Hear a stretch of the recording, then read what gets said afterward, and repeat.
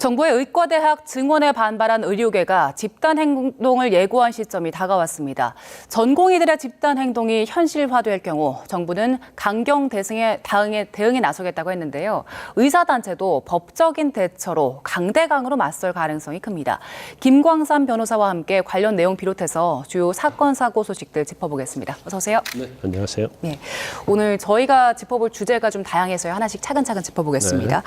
먼저 조금 전 복지부의 브리핑이 있기도 했는데 정부의 의과대학 증원에 반발하면서 의료계가 집단 행동에 나섰습니다. 일단 상황을 정리해보면 빅5 5개 대형 병원 전공의들이 내일 새벽 6시에 근무 일제히 중단하기로 했고요. 세브란스 일부 전공의들은 벌써 오늘 중단에 나섰다고 하더라고요. 네. 빅5 전공인들이 차지하는 그런 의사 수가 굉장히 많아요. 그러니까 한 1만 3천 명 중에서 전공의 수의 한 21%를 차지하고 있거든요. 예. 그래서 일단 집단 행동에 나서게 되면 이게 굉장히 의료 대란이 올 거고요. 그다음에 이제 응급 환자랄지 응급 수술, 특히 이제 생명과 관련된 그런 수술들이 지연이 되다 보면 이제 굉장히 많은 이제 환자들 또 국민에게 엄청난 불평과 생명에 또 위협이 초래될 수 있다고 봅니다. 그래서 이제 행동으로 옮길 가능성이 이제는 굉장히 커졌다. 그래서 이제 정부에서 이에 대한 대응을 하겠다고 지금 굉장히 정부에서 강경 대응하겠다는 거 아닙니까? 예. 그래서 정말 이게 현실화 될 것인지. 그런데 일단 뭐 전공의들이 사직서 제출하고 또 의과대 학생들이 또 휴업하겠다고 이렇게 계속하기 때문에 이것이 어디까지 갈 것인지는 지금 굉장히 일찍 촉발의 상태다 이렇게 볼 수 있습니다. 네, 지금 상황은 이제 파업 자체가 아니라 사직인 거잖아요. 사직서를 제출하고 나가는 거죠. 네. 그 말씀해 주신 대로 지금 전공의들이 전체 의료진 중에서 한 21%를 차지한다고 하면 의료계 현장에는 이들이 사직서를 내고 나간다면 얼마나 영향을 미칠까요? 이거 엄청난 영향이 있을 수 있죠. 실질적으로요. 대형 병원에서 종합병원에서 이제 전공의들이 차지하는 비중이 한 34%에서 46% 정도 되거든요. 예. 그러면 그 전공의들이 빠져나갔을 때 과연 병원이 제대로 운영이 될 수 없겠죠. 전공의들 하는 일이 뭐 수술이나 진료 보조해주고. 그렇죠. 또 실제로 실무적인 건 전공의들이 다 하는 거예요. 예. 그래서 뭐 그러면 의료 대란은 뭐 피할 수 없다는 거잖아요. 아까 말씀드린 것처럼 빅5 대형 병원 5곳에 전공의들이 2,745명이에요. 예. 그리고 전체 전공의가 한 1만 3천 명 정도 되거든요. 거기에 이제 21% 해당이 되고 예. 각 병원별로 전공의가 차지하는 비중이 아까 말씀드린 것처럼 33에서 40한6% 되거든요. 그러면 이 인원이 빠져나가고 특히 실무를 직접적으로 하는 의사들이거든요. 예. 그러면 결국 이제 수술이랄지 치료가 거의 올스톱 된다 이렇게 볼 수밖에 없어요. 예. 그래서 전공의들이 사직을 하고 파업에 동참하는 것은 이제 의료 대란에서는 최고 큰 비중을 차지하고 있다 이렇게 볼 수 있습니다. 예, 뭐 오늘 내일이야 빅5 전공의들이 사직서를 제출하고 집단 행동에 나서는 거지만 이게 전국 전공의들로 확대될 수도 있는 상황인 거잖아요. 네네. 지난 2020년에도 생각해보면 전공의들이 의대 증원 반발하면서 집단 행동 나섰었는데 그때와 지금 비교하면 어떻습니까?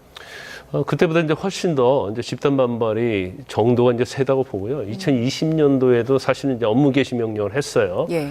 그럼에도 불구하고 그 당시에 이제 정책을 철회했던 이유 중에 하나가 이제 코로나19라는 사태가 있었어요. 그러니까 엄청난 의료인이 더 필요하잖아요. 이제 평상 때보다 비상사태 아닙니까? 이제 그러다 보니까 결과적으로 그 당시에 집단 행동에 정부가 어떻게 보면 굴복한 사례가 된 거예요. 지금 4번째거든요. 예. 이제 집단 행동을 한 게 4번째예요.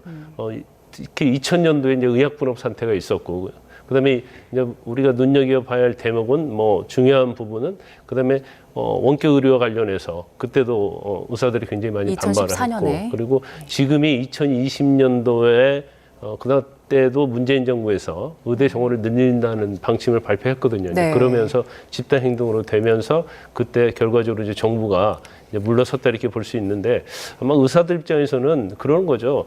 이제 집단 행동을 하게 되면 결국 정부도 이렇게 계속 강경하게 갈 수가 없지 않느냐 그런 보관을 좀 가지고 있는 것 같아요. 그런데 어떤 명분이랄지 이런 거에서 사실 지금 여론의 지지를 받지 못하고 있잖아요. 예. 그래서 과연 이대로 계속적으로 강경하게 나갈 수 있을 것인가 이제 그 부분은 좀 지켜봐야 할 것 같습니다. 네, 말씀하신 대로 일단 정부는 강경 대응하겠다고 밝힌 상황이고 오늘 아침에 한덕수 국무총리가 대응 방안을 발표를 했는데 일단 환자들 진료에는 차질이 가지 않도록 최대한 노력을 하겠다 이렇게 밝혔습니다. 어떤 얘기들이 있었죠? 아니, 근데 그거 자체는 이제 원론적 이야기예요. 그리고 아까 말씀드린 것처럼 뭐 전공의들이 파업을 해버리면 예. 사실은 뭐 정상적으로 환자가 진료받을 수 있는 상태가 아니죠. 할 수 있는 것이 이제 공공병원 뭐 그런 데서 뭐 진료받을 수 있게 하는 방법이랄지, 그다음에 이제 비대면 진료 확대 계획인데 사실 이제 비대면도 사실은 우리가 활성화돼 있지 않아요. 예. 그래서 아주 일부에 대해서만 그것도 경미한 그러한 병에 대해서만, 질병에 대해서만 할 수 있게 되기 때문에 이것 가지고 커버할 수는 없죠. 그러면 지금 국민을 안심시키고 또 중요한 것은 이제 동네 병원이 과연 집단 단체 행동에 참여하느냐, 이제 그 부분을 좀 봐야 할 것 같습니다. 개원이들은 아직 밝힌 그렇죠. 게 없죠. 아직 밝힌 바가 없기 때문에, 그래서 이제 어떤 형태로 앞으로 집단 행동이 가고 또 거기에 얼마나 많은 의원들, 또 뭐 빅5뿐만 아니라 다른 뭐 대학병원이랄지 아니면 큰 병원들, 또 동네 병원들, 이런 병원들이 참여하느냐에 따라서 의료 대란의 어떤 정도는 좀 달라질 수 있다고 봐요. 예, 일단 정부는 의사단체들 집단행동하면 법적으로 대응을 하겠다라고 얘기를 했는데 정부가 직접적으로 할 수 있는 법적인 조치들이 어떤 게 있습니까? 정부는 사실 이제 법적으로 할 수 있는 방법밖에 없어요. 이제 제일 중요한 것은 의료법 59조에서 규정하고 있는 업무 개시 명령 할 수 있어요. 예. 그래서 업무를 개시하라고 했는데 하지 않았을 때 그때는 1년 이하의 자격정지, 그러니까 의사 면허 관련해서 1년 이하 자격정지를 할 수 있고요. 또 3년 이하 징역이나 이제 3천만 원 이하의 벌금형에 처하도 됐는데 예. 이거 자체가 사실 업무 개시 명령을 하면 바로 이렇게 처벌되는 게 아니잖아요. 고발 조치를 해야 하고요. 또 업무 개시 명령을 하려고 하면 문자나 우편으로 업무 개시를 하라고 그걸 통보를 보내야 돼요. 그래서 아마 지금 정부에서는 그 뭐 전화번호랄지 예. 이제 주소를 파악하고 있다고 그럽니다. 그래서 그게 일단 의사한테 도달이 돼야 하고 그걸 통지를 받은 의사들이 업무로 복귀하지 않았을 때 다시 고발 조치하는 거죠. 시간이 상당히 많이 그렇죠. 걸리네요. 또 재판 받아야 하거든요. 그 재판 받아도 또 1심, 2심, 3심 있지 않습니까? 그러면 또 시간이 많이 끌 수가 있기 때문에 이제 법적으로 할 수밖에는 없지만 정부에서는 선처 없다고 하면서 이제 저렇게 법적 대응을 예고할 수밖에 없어요. 그런데 이제 약간 이제 정부 측에서 보면 이전에 의사들의 면허와 관련해서 이제 성범죄랄지 그런 거에 한해서만 면회 취소할 수 있도록 돼 있었는데 지난해 법이 개정됐어요. 예. 그래서 금고 이상의 형을 받으면 면허를 취소할 수 있도록 돼 있습니다. 그래서 전에는 이제 업무 개시 명령 받아서 사실은 처벌 받아도 의사 면허가 취소를 확정적으로 할 수 있는 상태는 아니었지만 이제는 이제 금고 이상의 형을 받게 되면 면허가 취소될 수 있기 때문에 이제 의사들의 입장에서는 이제 그런 부분 고려해 볼 수 있다고 봐요. 4년 전에도 업무 개시 명령 여기에 따르지 않은 전공의들 고발하기도 했었고 그때 당시에는 사실 이제 코로나라는 상황 때문에 정부가 이걸 취하하기도 그렇죠. 했잖아요. 근데 네. 그때와 지금 달라진 게 진짜로 의사 면허를 취소할 수도 있기 때문에 이게 의사들 전공의들에게는 좀 실질적으로 좀 다가갈 수 있겠네요. 그렇죠. 그런 부분은 이제 부담이 될 수 있죠. 그때는 법이 업무 개시 명령에 의해서 처벌받는다 하더라도 무조건 면허 취소가 되는 건 아니었거든요. 그런데 지난해 이제 법이 개정되기 때문에 어떤 형법에 의한 업무 방해랄지, 응급의료법이랄지, 공정거래법이랄지, 또 의료법에 의해서 기소가 되고 재판을 받았는데 집행유예 이상 형이 선고가 된다고 예. 한다면 결과적으로 면허가 취소될 수밖에 없어요. 그렇기 때문에 그때와 지금은 이제 법 규정에 있어서 훨씬 더 강화돼 있다. 예. 그러면 의사들도 사실은 업무 개시 명령 위반이랄지 이런 거에는 부담을 가질 수밖에 없죠. 의사 개개인 말고 의사가 속한 단체나 병원에 대한 조치도 가능합니까? 가능하죠. 공정거래법이랄지 그런 곳에서 그런 법에서도 업무 개시를 위반하면 그 의료기관에 대해서 또 영업정지 할 수 있어요. 그러니까 한 1년 정도 병원을 운영할 수 없게 하는 그런 규정들이 있기 때문에 병원 입장에서 보면 사실은 업무 개시 명령에 위반하기에도 굉장히 부담스러운 측면이 있죠. 그러니까 자기가 소속한 의사들뿐만 아니라 병원에서 어떤 건 최선을 다해서 병원을 계속 유지해야 하는 그러한 부담이 있기 때문에 뭐 응급의료법이랄지 공정거래법이랄지 의료법에서 정한 규정에 의해서 의료기관까지도 처벌할 수가 있기 때문에 예. 이제 그 부분은 뭐 의료기관 입장에서 보면 굉장히 부담스러운 측면이 있다 이렇게 볼 수 있습니다. 예. 의사들이 집단행동 처음 나섰던 게 지난 2000년 의약분업 때였잖아요. 그렇죠. 그때 당시랑 지금 비교해보면 그때는 파업 규모 상당히 컸었잖아요. 그때랑 지금 비교하면 어떻습니까?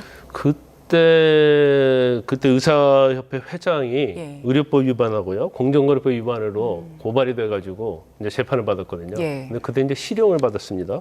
그리고 면허가 취소가 됐어요. 예. 그래서 아마 그 의약분업 때 굉장히 의사들이 이제 치열하게 반대를 했었는데 결국 이제 그 전에 이제 그런 사례가 있어요. 그런데 이제 설사 그때하고 지금은 상황이 좀 많이 달라졌다는 거죠. 그러니까 법적인 측면에서 보면 예. 그래서 여러 가지 이제 강경한 법이 생겼고 또 이번에 정부의 어떤 입장을 보면 이제 전에처럼 뭐 고발했다가 취소를 한다랄지 이제 그런 상황은 오지 않을 걸로 봐요.